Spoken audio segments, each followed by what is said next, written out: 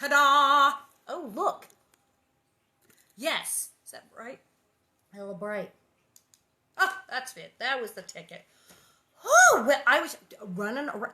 I had to go out. I had to go outside. I had to go outside. I did. I went to the post office. I had my little gloves. I had my little mask. I was like all decked out. Had my hand sanitizer. But I mailed a bunch of bonnets. So I was very happy about that. And I was trying to find twine to dye the tags. I couldn't find twine. I had to visit my hardware store. But everyone was socially distanced and masked. So I was like, woohoo, yay. I did it. So I'm back and scrubbed up and safe back in my house and changed my clothes.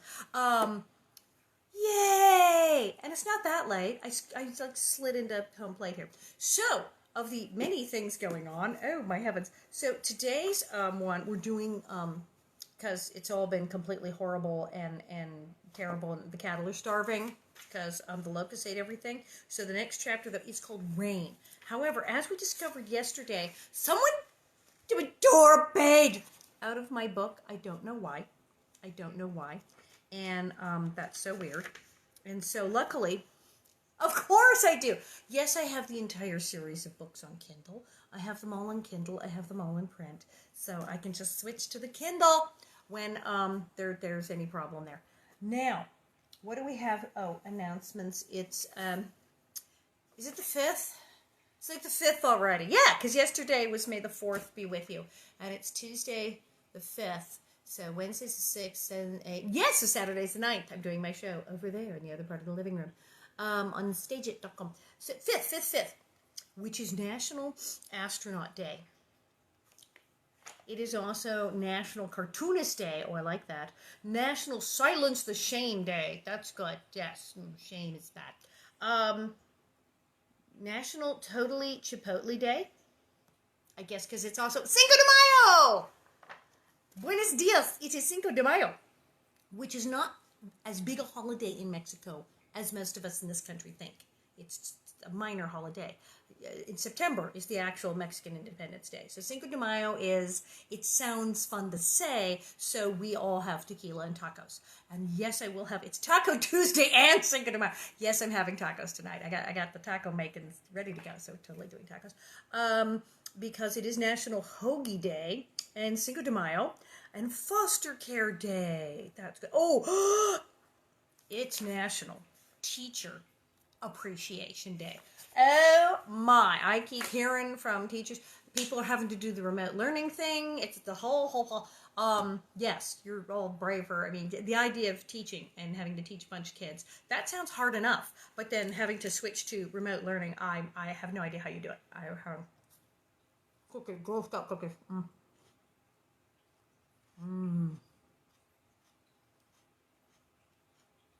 Oh, that's good. The new hair color is working. It's working. Hair's getting long. I'm thinking of growing it out. I just might grow it out and have like long hair again. I don't have long hair in years. All right. You know what else I have to munch on today? So, Angela Marie, have you signed in? I see the pulling up messages. I am glad you like them. You can snack on them when you read. Indeed, I can. Sorry. Angela Riskowitz. Hey, Madam Riskowitz. She said, because I was talking about ribbon candy. The other day we had the ribbon candy, the Christmas ribbon candy. And she said, oh, okay, there you are, Seminole, Florida. Hey. So she said, yeah, you need some ribbon candy. Look what she said. Look. Oh my God. Yes. Ribbon candy. Look how it's huge. They sent little extra one. Oh, look at ribbon candy. Oh, that's so good. Whorehound. So, Laura and Mary go to the store, and on the show, even at the Mercantile, we had Whorehound. And Whorehound candy, as I said, it's kind of root beery, sarsaparilla-y kind of thing. It's made from horehound herb tea and steeped in copper kettles. And if you like licorice and you like root beer and those kind of, it's great.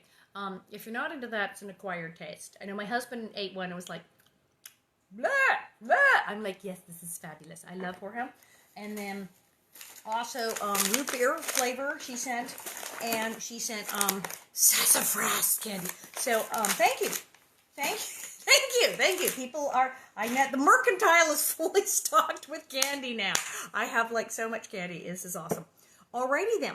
So that means dinka dinka tea, turning things off, turning things back on. Yes, so I have the book. I'm going to start with the print version, and then I have the Kindle version ready to switch to when I get to the page that some maniac tore out of my book. I have no idea. I don't know who. I don't know. I have no idea how that happened. This is freakish and strange, but there you are. Tin cup of milk, though. I have been told more bonnets are on the way. Also, more envelopes. I'm down to I have almost hardly any envelopes to put them in to mail to you. It's like getting crazy. So, but we will persevere. We will manage. Chapter 17, Rain. So we have starving cattle. Locusts have eaten everything. Locusts have laid eggs, so everything is ruined and horrible and bad. Everything was flat and dull when Pa was gone. Oh yeah, and Pa left. He's going to walk 100 miles in his broken boots with the patches on them to go harvest crops for someone else so that they don't starve. Everything was flat and dull when Pa was gone. Laura and Mary could not even count the days till he would come back. They could only think of him walking farther and farther away in his patched boots. I'm so sad. I almost forgot to put my bonnet on. Look at this one. This is lovely. Red on red. This is so pretty. I love this one. The flowers. It's very nice. Kimberly says where you can order the candy. Ask Ristowitz. It's from... I don't know. There was a card in the thing. Candy. Yes! Hammond's. Apparently, it is a country called Hammond's. Hammond. Apostrophe S. Hammond's handcrafted candies. There you go. Okay. Oh. Jack was a sober dog now, and his nose was turning gray. Jack is getting old. Oh, dear. Oh. Often he looked at the empty road where Pa had gone and sighed and lay down to watch it, but he did not really hope that Pa could come. The dead-eaten prairie was flat under the hot sky. Dust devils rose up and whirled across it. The faraway edge of it seemed to crawl like a snake. It's horrible. Ma said that was caused by the heat waves of the air. This is horrible. Everything is horrible. The only shade was in the house. There were no leaves on willows or plum thickets. Plum Creek dried up. There was only a little water in its pools. The well was dry, and the old spring by the dugout was only a drop. Ma set a pail under it to fill during the night.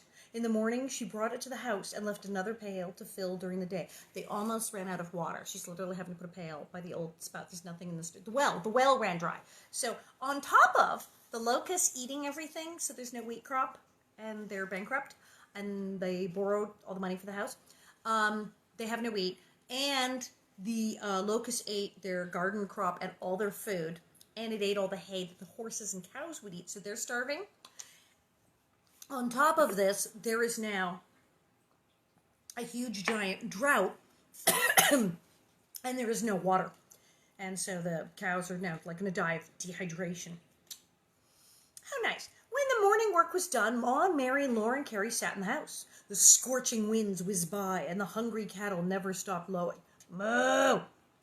Spot was thin. Her hip joints stuck up sharp. All her ribs showed, and there were hollows around her eyes. The cows are starving and dehydrating. It's terrible. Hollows around her eyes. All day she went mooing with the other cattle looking for something to eat. Moo! Moo! Just nothing. They had eaten all the little bushes along the creek and gnawed the willow branches as high as they could reach. Spot's milk was bitter, and every day she gave less of it. That was their big thing, that they were going to survive. Because, we got a cow, so that milk... It's getting ugly. Sam and David stood in the stable. They could not have all the hay they wanted because the haystacks must last till next spring. That's like 8 months, just like summer right now. When Laura led them down the dry creek bed to the old swimming hole, they curled their noses at the warm, scummy water. But they had to drink it. Cows and horses had to bear things too. Ooh. Saturday evening, Laura went to the Nelsons to see if a letter had come from Pa. She went along the little path beyond the footbridge. It did not go wandering forever through pleasant places. It went to Mr. Nelson's. Mr. Nelson's house was long and low, and its board walls were whitewashed. His long, low sod stable had a thick roof made of hay. They did not look like Pa's house and Pa's stable. They cuddled to the ground under a slope of the prairie, and they looked as if they spoke Norwegian. His house and his barn were so Norwegian, they looked like they spoke Norwegian. The house was shining clean inside. The big bed was plumped high with feathers, and the pillows were high and fat. On the wall hung a beautiful picture of a lady dressed in blue. Its frame was thick gold, and bright pink mosquito netting covered the lady in the frame to keep the flies off. Have you ever lived anywhere you actually had to put mosquito netting over the paintings? It's like crazy. There was no letter from Pa. Mrs. Nelson said that Mr. Nelson would ask again at the post office next Saturday. "Thank you, ma'am," Laura said, and she hurried fast along the path. Then she walked slowly across the footbridge and more slowly up the knoll.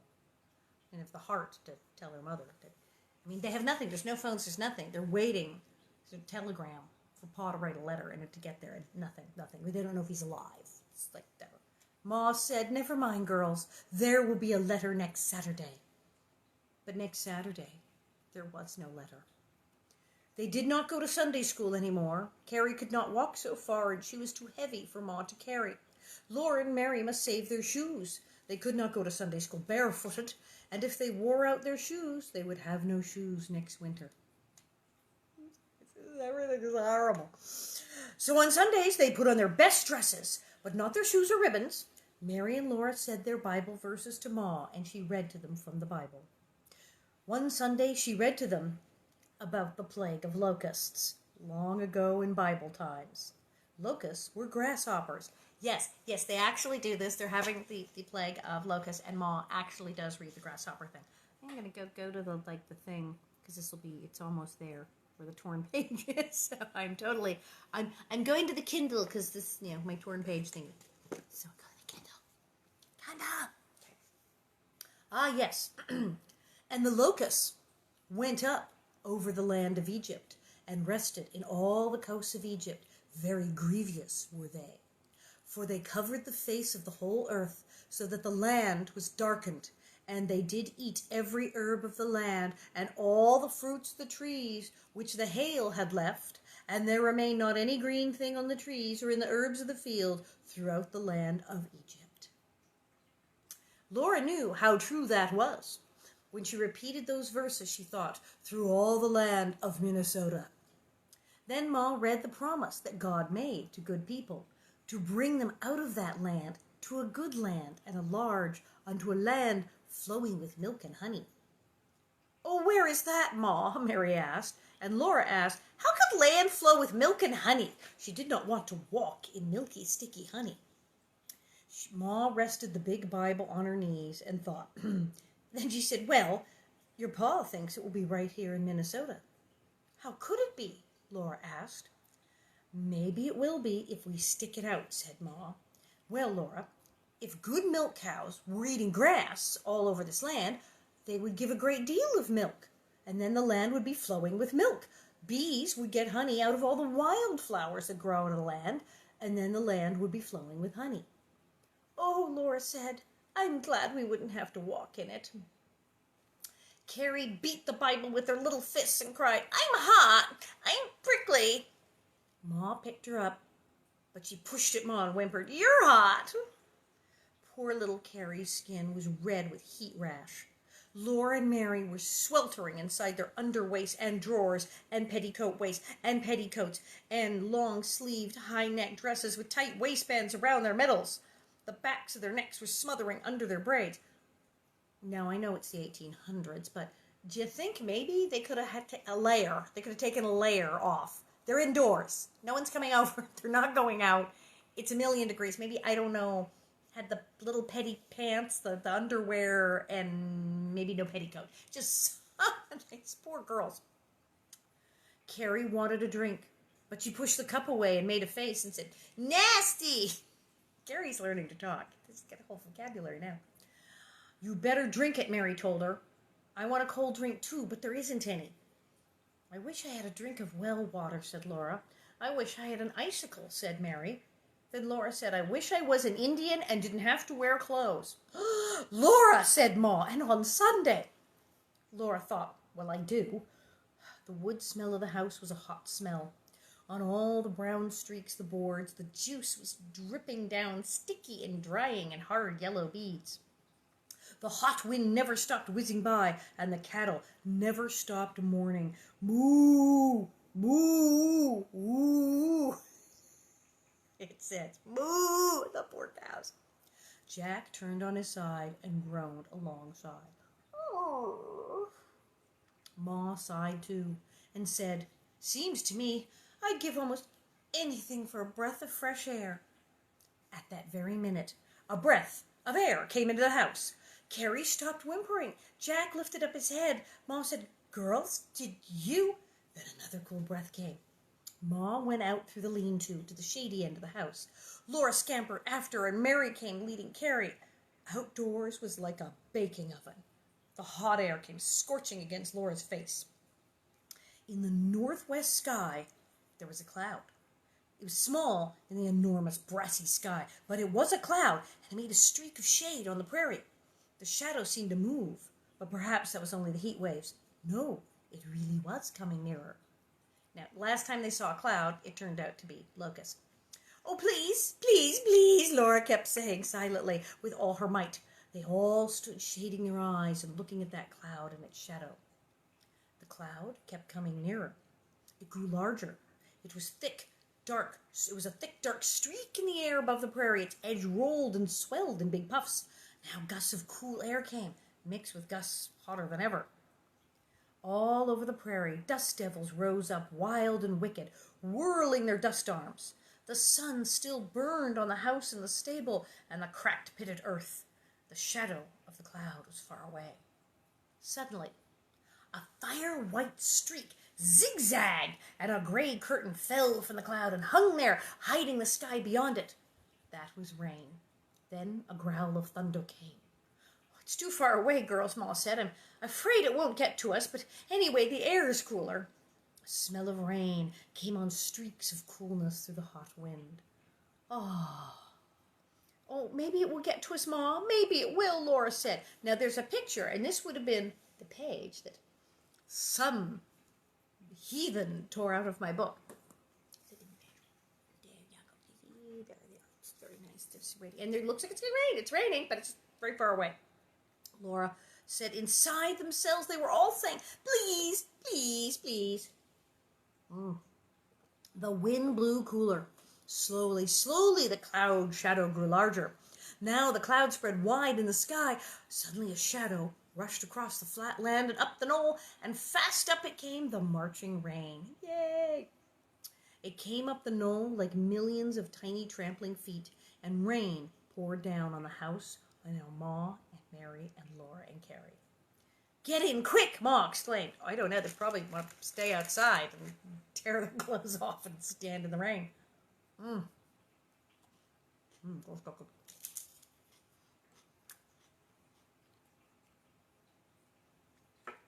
The lean-to was noisy with the rain on the roof. Cool air blew through it into the smothery house. Ma opened the front door. She fastened back the curtains and opened every window. A sick smell steamed up from the ground, but the rain poured down and washed it away. They all have grasshopper eggs.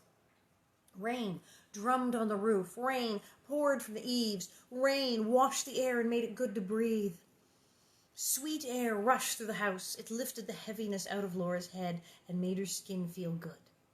Streams of muddy water ran swiftly over the hard ground. They poured into its cracks and filled them up. They dimpled and swirled over the pits where the grasshoppers' eggs were and left smooth mud there. Overhead the lightning flickered sharp and thunder crashed. Carrie clapped her hands and shouted. Mary and Laura danced and laughed. Jack wiggled and scampered like a puppy. He looked out at the rain from every window, and when the thunder banged and crashed, he growled at it. "Rrr, who's afraid of you?" Ruff, ruff, ruff. "I do believe it is going to last till sunset," Ma said. Oh, yay. And someone said, yeah, they should get the bucket. They should get barrels out and get that rainwater since they have no water.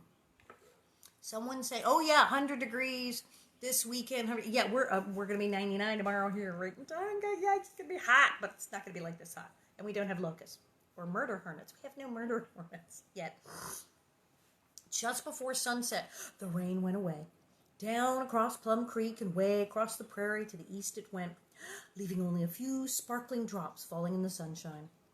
Then the cloud turned purple and red and curled gold edges against the clear sky. The sun sank and the stars came out. The air was cool and the earth was damp and grateful. The only thing that Laura wished was that Pa could be there. Next day the sun rose burning hot. The sky was brassy and the winds were scorching. And before night, tiny thin spears of grass were pricking up from the ground. Rained once, and like stuff is growing again. That's wonderful. In a few days, there was a green streak across the Broughton Prairie. Grass came up where the rain had fallen, and the hungry cattle grazed there. Every morning, Laura put Sam and David on picket lines so they could eat the good grass, too. The cattle stopped bawling. Spot's bones did not show any more. She gave more milk, and it was sweet, good milk. The knoll was green again, and the willows and the plums were putting out tiny leaves. Oh, milk. Well, that's good, because that was getting rough. That was like horrible and terrifying and depressing, and there were no crops, and they were all going to starve, and the cows were dehydrated. But yes, we're good. Cookie. Oh, so good. Oh. The letter. Oh, the letter. There's a chapter called The Letter. So Pa got a letter through. All day long, Laura missed Pa. And at night, when the wind blew lonesomely over the dark land, she felt hollow and aching. At first, she talked about him. She wondered how far he'd walked that day. She hoped his old patch boots were lasting. She wondered where he was camping that night. Later, she did not speak about him to Ma. Ma was thinking about him all the time, and she did not like to talk about it. She did not like even to count the days till Saturday. The time will go faster, she said, if we all think of other things. Now see, it's bad enough for the kids that their pa's out there. But remember, this is the guy that she's, Ma, this is the man she loves. This is the man who she's thrown her lot in with, had these 3 kids with. And Ma's also, as an adult, is thinking about that they might starve to death. They might starve to death. He might not come back, and they got really close just now to dying of, like, dehydration and heat stroke, and the cattle dying. They were this close to the cattle and the cow dying and everybody starving, and there's no wheat crop. So she knows more about the grown-up implications of what happens if Pa never comes home, that they're, like, really in a lot of trouble. And the girls are just like, we miss Pa. And Ma's like, gosh, I hope we don't die, because it's really terrible if Pa doesn't make it back. So she's, hanging there. And we go, dear Caroline, did you ever consider selling eggs? yeah, get them eggs out, girl. All day Saturday, they hoped that Mr. Nelson was finding a letter from Pa at the post office in town. Laura and Jack went far along the prairie road to wait for Mrs. Nelson's wagon. The grasshoppers had eaten everything, and now they were going away. Not in one big cloud as they had come, but in little short flying clouds. Still, millions of grasshoppers were left. There was no letter from Pa. Never mind, Ma said, one will come. Once, when Laura was slowly coming up the knoll without a letter, she thought, suppose no letter ever comes. She tried not to think that again, but she did.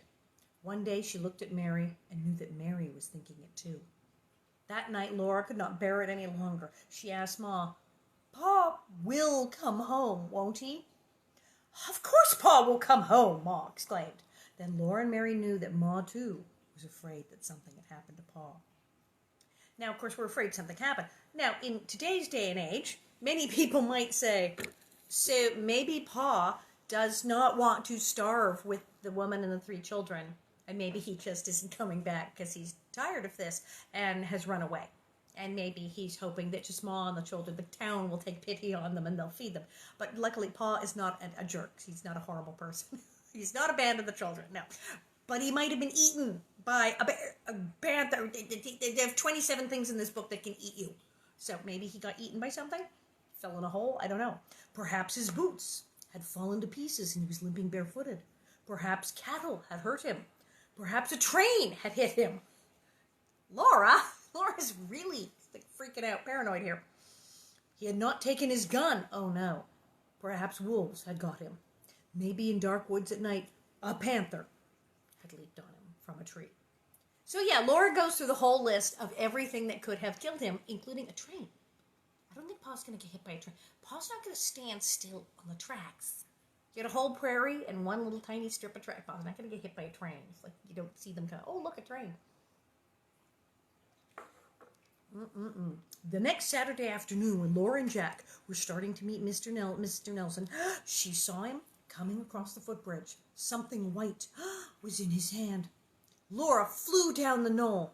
The white thing was a letter. Yay! Oh, thank you, Laura said. She ran to the house so fast she could not breathe. Ma was washing Carrie's face. She took the letter in her shaking wet hands and sat down. It's from Pa, she said. Okay, well, who would it be from? Like, does anyone even know that they live there? Do they even have an address? Nobody knows it. Of course it's from Pa. What, you got a magazine subscription? What did you do? Who else? What the heck would it be? Thank heavens, finally. It's from Pa, she said. Her hand shook so she could hardly take a hairpin from her hair. She slit the envelope and drew out the letter. She used her hairpin as a letter opener. I did not know about that. That was she did. She got in her hairpin and went. She actually I have like these little guys, fancy little letter. Ma took out a hairpin and opened that out. That's fair. I'm gonna try that one of these days. Hairpin. That's like hysterical. Okay. She unfolded it and there was a piece of paper. There was a piece of paper money. He sent money. Pa's all right, Ma said. She snatched her apron up to her face and cried. Her wet face came out of the apron, shining with joy. She kept wiping her eyes while she read the letter to Mary and Laura. Pa had to walk 300 miles before he found a job. That's crazy. Now he was working in the wheat field and getting $1 a day, which sounds terrible now, but that's pretty good. That's pretty good, $1 a day. He sent Ma $5 and kept 3 for new boots. Crops were good where he was, and if Ma and the girls were making out all right, he would stay there as long as the work lasted. They missed him, and they wanted him to come home, but he was safe, and already he had new boots. They were very happy that day. So, okay, he wrote a letter, he's alive. Hooray, hooray, hooray. Pause, okay. And he said $5. $5, that's a lot. That's tons of money. Because in a world where they're like, okay, if we go halvesies with the penny on the slate, $5 is a lot of money. And you get new boots. So, problem solved. 300 miles. Those new boots are going to be wore out if he has to walk back through. Maybe someone will give him a ride. Can he hitch a ride back with somebody in a wagon? That is crazy. Well, let's see. That was 2 whole chapters. I know, I can't believe that was 2 chapters. I'm tempted to go for 3. I don't know, that one's really long. That is a long freaking chapter. All right. I think we feel better now, because finally it rained and we got a letter from Pa. And besides, it gets, depressing again in the next one. The next one is literally called The Darkest Hour is Just Before Dawn. I don't know if I can handle that today. Oh, well. Oh, I'll make myself comfortable here. So, yes, we have survived another day. And I have Girl Scout cookies, and I have horehound candy. Wow, good. I like that horehound candy. That's very nice. It was kind of licoricey, kind of root beery. But not a mouthful of candy. So, I have tons of candy, and bonnets are on their way. Some have gone out in the mail, some are going to go out in the next couple days, and I have another shipment coming, so that's awesome. Murder hornets have not reached California yet, so that's good. I think they're in Washington State. The murder hornets, to be fair, they are hornets that attack bees. They have, I mean, if they sting a human, it's apparently really bad, but they're actually murder hornets because they murder bees, which is terrible because if we lose the bees, then it's no pollinating and then there's like no food. So murder hornets, because we needed another thing. But it's a lovely day here in LA. It's a little toasty, but I watered the tomatoes, so they're going to be okay. And I gotta, as I said, I gotta get more envelopes to send you guys stuff. But we're all holding up, and Bonnet's coming. Darkest Hour Before the Dawn. We'll read that one tomorrow. So we've had Charlotte Stewart read, and we've had Dean Butler read. Now I know Wendy, Baby Grace, needs to read, and Hersha, Mrs. Garvey, says she wants to read a chapter, and she's fun. She's a hoot. So we'll be doing that. We'll be doing all kinds of stuff. A lot of you got the newsletter. You got the newsletter? That's good. We like you getting the newsletter. So hang in there and wash your hands and call your friends and take care of each other. And yeah, order up what's that there? Hammond's. I get Hammond's. They're a good brand. Order up some candy. You know who else has horehound candy and peppermint sticks is Walnut Grove at the Walnut Grove Museum. We gave props to Walnut Grove and Mansfield and DeSmet and a couple of the places in the newsletter because you should order. They're closed right now. They're not having pageants and whatnot in DeSmet and Walnut Grove and these places, but they're stores where they sell candy and tin cups and bonnets and lots of books by Laura Ingalls Wilder and Books on the Prairie and all kinds of stuff. They're still open online. So you can go to DeSmet, South Dakota and Walnut Grove and Mansfield, Missouri and Malone up in New York where Amanda's from. And you can go to these sites and go to their gift shop online and help support them and keep them in business until they can open up again and have their little prairie pageants or whatnot. So be sure to give props and send some love to the gangs out at the prairie sites. So see you tomorrow.